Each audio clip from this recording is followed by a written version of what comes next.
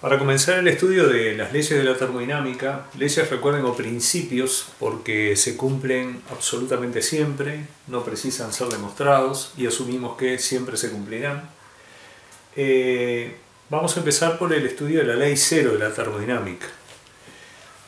La ley cero de la termodinámica puede parecer muy intuitiva, hasta innecesario sería enunciarla. Vamos a hacer el enunciado más formal y después vamos a ver todo lo que implica. Supongan que tenemos dos cuerpos, A y B, que se encuentran separados por una frontera aislante desde el punto de vista térmico. El cuerpo A y el cuerpo B no están en contacto térmico porque esta frontera es adiabática.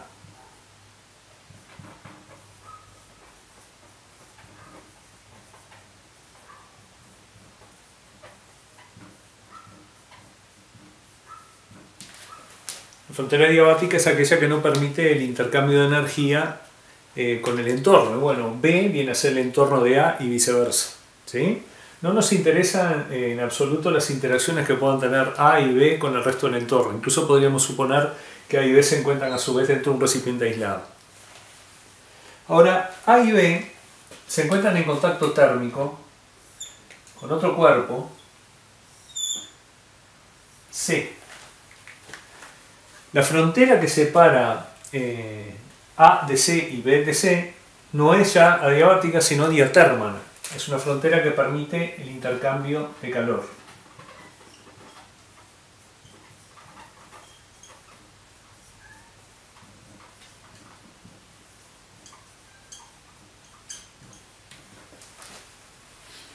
¿De acuerdo?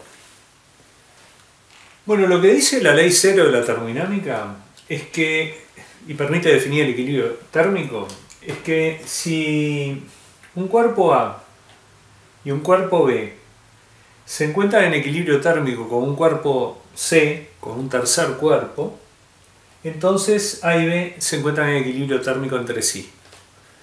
O sea, si dos cuerpos en general se encuentran en equilibrio térmico con un tercero, se encuentran en equilibrio térmico entre sí. Y eso nos lleva a definir el equilibrio térmico.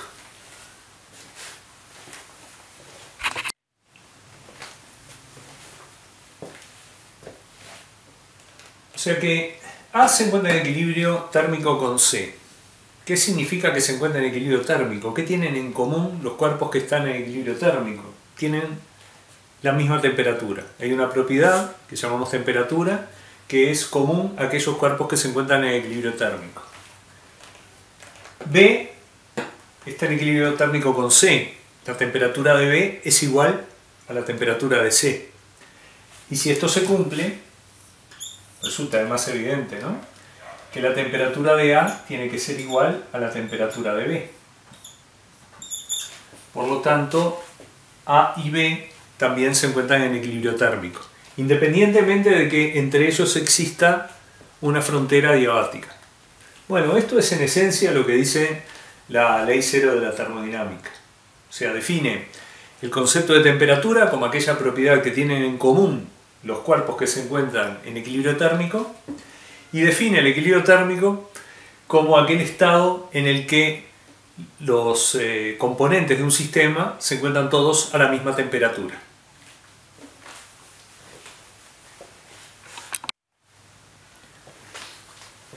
Así que nuestra conclusión es que si esto se cumple, los cuerpos A, B y C están en un estado que conocemos como equilibrio térmico. El equilibrio térmico es un estado al que todo sistema formado por varios componentes tiende de manera espontánea. Y un sistema formado por un solo componente que no se encuentra en equilibrio térmico también. O sea, la tendencia natural de los sistemas es evolucionar hacia el equilibrio térmico. Es una forma estable del sistema encontrarse en equilibrio térmico. Y el alcance del equilibrio térmico se cumple siguiendo una regla muy estricta. hay una magnitud que tiene unidades de energía, que llamamos calor, que fluye desde un cuerpo que se encuentra a mayor temperatura, siempre, hacia otro que se encuentra a menor temperatura, siempre. No ocurre en sentido contrario, de manera espontánea, hasta que se alcanza el equilibrio térmico. ¿Sí? Así que los conceptos de temperatura, calor y equilibrio térmico están íntimamente relacionados y vamos a tratar de ver cómo los definimos, porque en termodinámica las cosas parecen obvias al principio y a medida que se van sumando obviedades, pero definidas de manera muy rigurosa, empiezan a adquirir un cuerpo muy potente para interpretar los fenómenos naturales.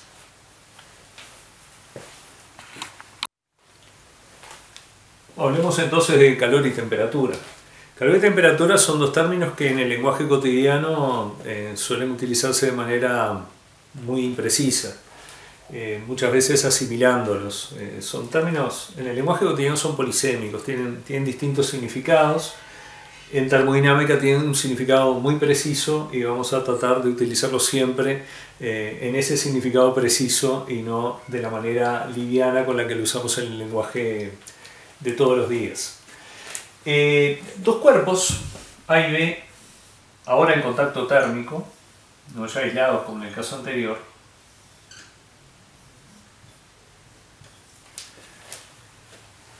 pueden encontrarse en equilibrio térmico o no. Si no se encuentran en equilibrio térmico, la temperatura de A va a ser diferente a la temperatura de B. Supongamos que la temperatura de A es mayor que la temperatura de B. En la medida que la frontera que separa A de B no es una frontera diabática, es una frontera diatérmana, el sistema formado por A y B va a tender hacia el equilibrio térmico. Espontáneamente va a tender hacia el equilibrio térmico. Y efectivamente, si observamos, medimos la temperatura de A y la temperatura de B de manera continua, vamos a ver que la temperatura de A empieza a descender, la de B empieza a aumentar, hasta que finalmente se alcanza el estado de equilibrio térmico en que las temperaturas se igualan. O sea que si esto ocurre con tiempo suficiente, si estudiamos la totalidad del proceso, le damos tiempo para que se equilibre, el tiempo puede ser prolongado, puede ser extremadamente breve, depende de las propiedades de A y de B, propiedades que dependen de la naturaleza de A y B y dependen también de su masa. Bueno, al cabo de un tiempo la temperatura de A y la temperatura de B van a ser iguales. O sea, se alcanza el estado de equilibrio térmico.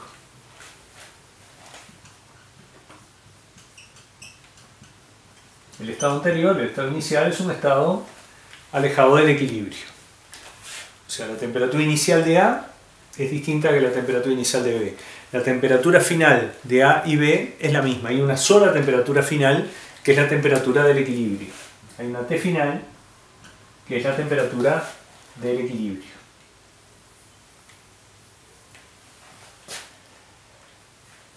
A y B intercambiaron algo.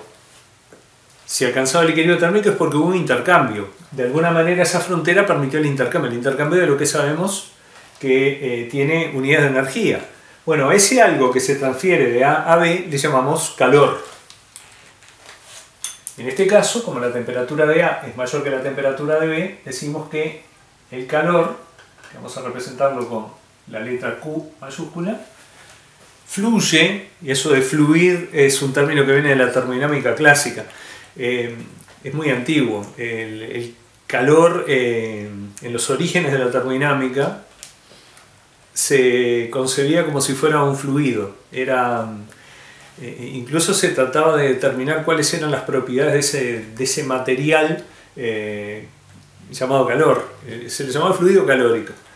Y bueno, toda la termodinámica posterior quedó como impregnada de esas denominaciones, ¿sí? O sea, como que había, como si fuera un líquido, imagínenselo como un líquido muy poco viscoso, muy poco denso, pero que al pasar de un cuerpo al otro permitía que se equilibraran las temperaturas y se alcanzara el equilibrio térmico.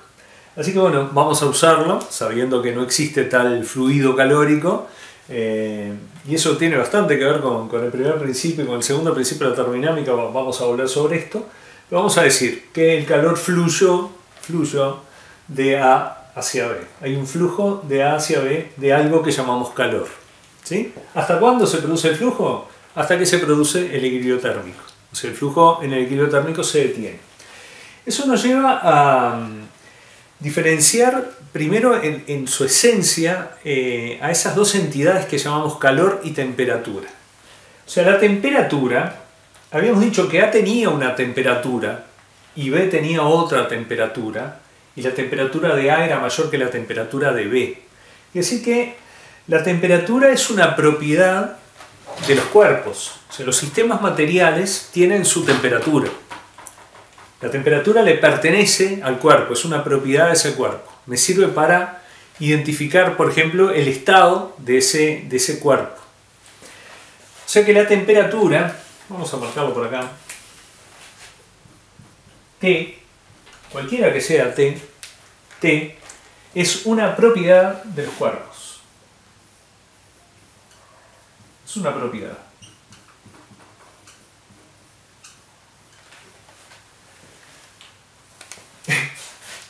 Es una propiedad. O sea, T es una propiedad. Los cuerpos tienen una determinada temperatura. El calor, no puede decir, bueno, pero el calor, si A le cedió calor a B es porque A tenía calor. No, el calor es una entidad que tiene unidades de energía que se manifiesta cuando, por diferencia de temperatura entre dos cuerpos, se alcanza el equilibrio térmico. El calor es eso que fluye de un cuerpo a mayor temperatura hacia otro a menor temperatura hasta que se alcanza el equilibrio térmico. O sea que Q no es una propiedad. Q es algo que se intercambia. Existe en la medida que es transferido de un cuerpo a otro. Cuando ese proceso terminó, cuando se alcanzó el equilibrio térmico, el calor como tal desapareció. No así la energía. Porque si el calor tiene unidades de energía y decimos que desapareció, podríamos decir, bueno, entonces desapareció la energía de un cuerpo, se transfirió a la otra, pero ya no existe más. Entonces, ¿qué pasó? ¿Hubo una pérdida de energía? No, la energía se conserva. Lo vamos a ver en el primer principio de la termodinámica. Pero el calor como tal dejó de existir. El calor solo existe cuando es transferido. Así que Q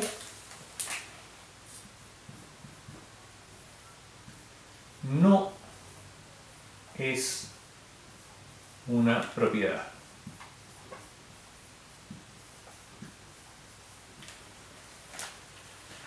O sea, el calor se manifiesta en la transferencia de energía de un cuerpo a otro, pero no es una propiedad que tuviera el cuerpo A y que haya adquirido ahora el cuerpo B. Vamos a ver enseguida que la propiedad que sí está involucrada en A y B, que tiene que ver con el calor, pero que no es el calor, es algo que conocemos con el nombre de energía interna. O sea, a mayor temperatura, la energía interna de A es mayor que la energía interna de B, que se encuentra a menor temperatura. Entonces, la propiedad que cambió en A y que cambió en B es la temperatura. Y esa temperatura se manifiesta, es la manifestación, mejor dicho, de un cambio en la energía interna de ambos cuerpos. Pero el calor es el responsable de que haya existido ese cambio de temperatura hacia el equilibrio térmico, pero no le pertenecía a A o a B, ¿sí? O sea, surgió porque A y B entraron en contacto térmico y uno estaba a distinta temperatura que el otro B.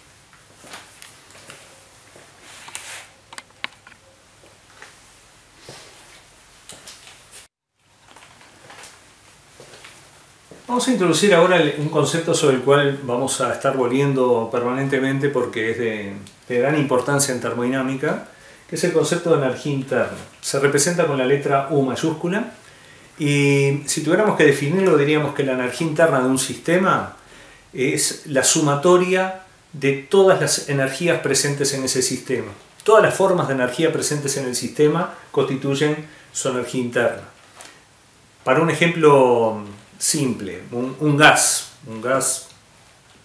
ideal, o un gas real. Digo, es igualmente simple, aunque tiene otras complejidades. ¿Cómo podemos conocer la energía interna de un gas diatómico? Por ejemplo, oxígeno, dioxígeno. Tenemos una muestra de dioxígeno, tiene un número determinado de moléculas, o sea que si tiene más moléculas va a tener más energía interna porque cada molécula que se está moviendo tiene su energía. Sabemos que las moléculas en un gas que se comporta de manera ideal o cercana al ideal, las moléculas se mueven con movimiento rectilíneo uniforme y tienen no la misma velocidad, pero sí hay una velocidad media que es característica de eso que llamamos temperatura. Es la razón microscópica de esa propiedad macroscópica que conocemos como temperatura. Pero un gas diatómico como el oxígeno no solamente tiene un componente energético que tiene que ver con la energía cinética de sus moléculas al desplazarse, o sea, el centro de masa de esas moléculas se desplaza con una energía que se puede calcular utilizando la conocida fórmula de energía cinética. La sumatoria de todas esas energías son un componente de la energía interna. Pero a su vez, esas moléculas giran, porque no son puntos, sino que tienen una dimensión que predomina sobre las otras, o sea que tienen una energía cinética rotacional, que también hay que incorporarla a la energía interna. Pero a su vez, esos átomos que se encuentran interactuando por ese par de electrones, esos dos pares de electrones en el caso del oxígeno, compartidos, que conocemos como enlace covalente, enlace doble covalente, están oscilando en torno a una posición de equilibrio. Y esa oscilación también contribuye a la energía total del sistema. Y los electrones de cada uno de los átomos enlazados, los de enlace y los internos, también tienen su energía y contribuyen a la energía interna. Así como los nucleones, protones, neutrones, la energía involucrada en el núcleo también es parte de la energía interna. Quiere decir que ni que hablar si el gas tiene un comportamiento que se aparta del ideal y aparecen esas interacciones que despreciamos en los gases ideales, pero que sabemos que en los reales existen, como por ejemplo fuerzas de London. O sea, ahí hay componentes de energía potencial que los despreciamos en un gas ideal que están presentes en un gas real. Así que si tuviera que determinar la energía interna en términos absolutos de un sistema cualquiera, no solo me volvería loco, sino que sería imposible. Es imposible conocer el estado energético completo de un sistema. Y además es muy poco útil, porque en las interacciones que estamos estudiando cambia una de las magnitudes, una de las propiedades, que es la temperatura, que está vinculada estrictamente con la energía cuadrática media, la velocidad cuadrática media de las moléculas, la velocidad con la que se mueven y la energía media desde el punto de vista cinético.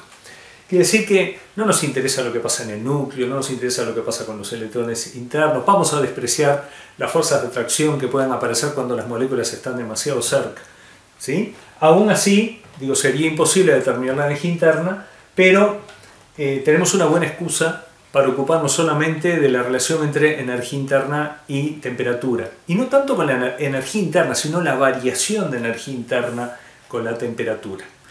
Si un gas A, supongamos que A en un sistema gaseoso, se enfría, debo suponer que las moléculas de A pasan a moverse más despacio de lo que se estaba moviendo antes. Quiere decir que van a tener una energía interna menor.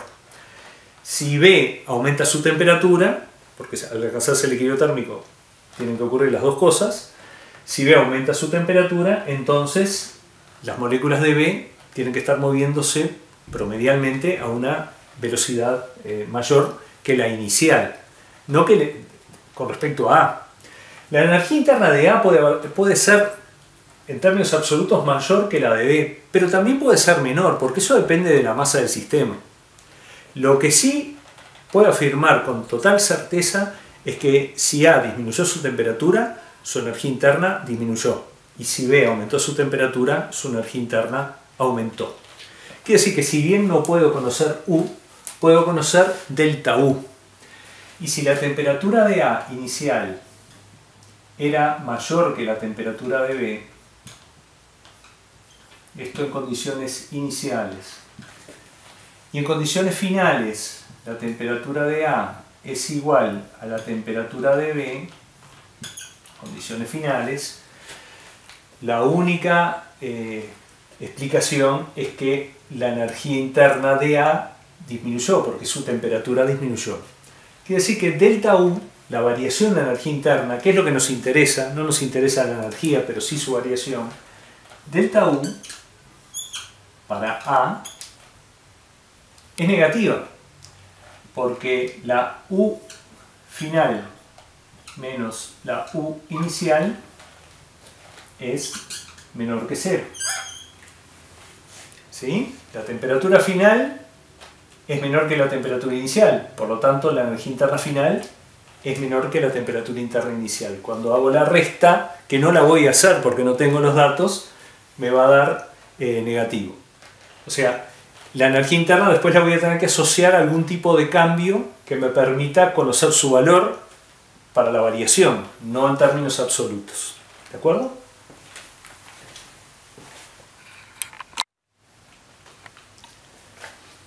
Y otro tanto va a suceder para B.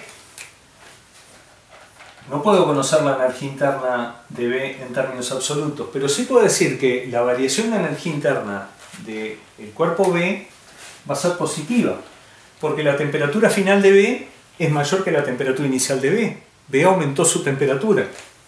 Por lo tanto, cuando hago el delta, U final menos U inicial, como la energía interna final, yo sé porque medí su temperatura, es mayor que la temperatura que la energía interna inicial, esta diferencia me va a dar positiva, me va a dar un valor mayor que 0. Bueno, eso es lo que hace a un proceso exotérmico y un proceso endotérmico. O sea, ya no referido al calor intercambiado, que podemos decir, bueno, A perdió calor, por lo tanto sufrió un proceso exotérmico. Ahora podemos decir, bueno, A disminuyó su energía interna, por lo tanto sufrió un proceso exotérmico. ¿Por qué lo llamamos exotérmico? Bueno, porque en definitiva en este caso la variación de energía interna tuvo que ver con la transferencia de calor.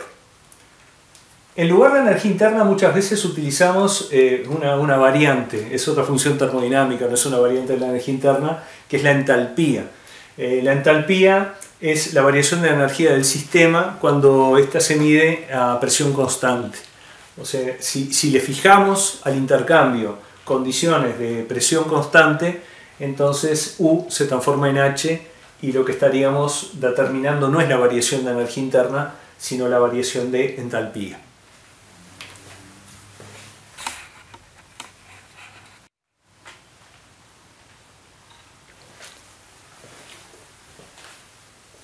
Capaz que alguno está pensando, ¿por qué no escribiste eso último que dijiste? ¿Por qué no pones al lado del delta U negativo proceso exotérmico y al lado del delta U positivo un proceso endotérmico? Porque como vamos a ver más adelante, la variación de energía interna en este caso dependió exclusivamente de lo único que intercambiaron A y B, ¿sí? Que fue el calor. Pero la energía interna puede incrementarse de otras maneras. Por ejemplo, revisando un trabajo. O sea, yo le puedo proporcionar trabajo a un sistema, no calor, sino trabajo, y ese trabajo, que en cierto modo es energía, igual que el calor, o sea, se miden las mismas unidades, el trabajo incorporado por el sistema va a incrementar su energía interna sin que haya existido calor. Es una confusión bastante frecuente. Incluso en algunos de los videos que sugiero en la descripción se da, a pesar de que son videos muy bien elaborados, y en la versión original también está el error, no es solo un problema de traducción. Cuando un cuerpo sólido choca contra el piso, dejó caer un cuerpo sólido y se producen rebotes y el cuerpo finalmente queda en reposo sobre el piso. ¿Por qué no rebota eternamente transformando energía potencial gravitatoria en energía cinética y viceversa? Bueno, porque parte de la energía mecánica se va perdiendo como tal. Entonces los videos muchas veces dicen, bueno, si usted determina la temperatura del cuerpo en reposo va a encontrar que es un poco mayor que la temperatura que tenía cuando estaba en movimiento. O sea, cuando estaba en la posición inicial, cuando lo dejamos caer. Si tiene mayor temperatura, la consecuencia lógica es que se calentó. Entonces se dice, bueno, la energía mecánica se transformó en calor. Pero según lo que nosotros vimos, el calor solamente ocurre si la temperatura de A es mayor que la temperatura de B. Y acá el piso y el cuerpo podrían estar a temperatura ambiente ambos, y sin embargo la temperatura del cuerpo sólido iba a ser mayor. ¿Fue calor lo que recibió? ¿Fue el calor el responsable de que aumentara su temperatura? No, en este caso no fue el calor. En este caso fue el trabajo realizado por la interacción en los choques del cuerpo contra el piso. O sea, recibió trabajo, y ese trabajo incrementó la energía interna del cuerpo, pero también incrementó la energía interna de los materiales del piso, de las baldosas, por ejemplo. ¿Sí? Es un incremento de energía interna que no tiene que ver con el calor. Por eso no vamos a hablar tan ligeramente de procesos exotérmicos y endotérmicos solamente teniendo el signo de delta U, porque capaz que no hubo calor ahí y delta U se modificó.